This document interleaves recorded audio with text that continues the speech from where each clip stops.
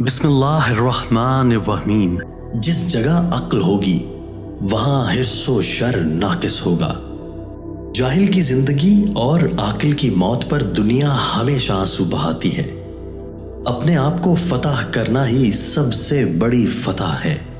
زندگی جب تک نیک کاموں کا ذریعہ نہ ہو شائستہ نہیں کہی جا سکتی۔ برائی کو بھلائی کا ذریعہ نہ بناؤ۔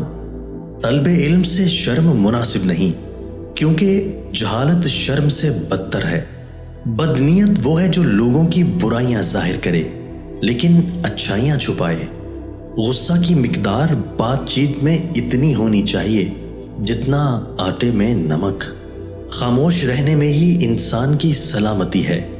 ایسے شخص کی فریاد رسی کرو جو کسی مصیبت میں گرفتار ہو، شرط یہ ہے کہ وہ مصیبت بدکاری کی وجہ سے نہ ہو۔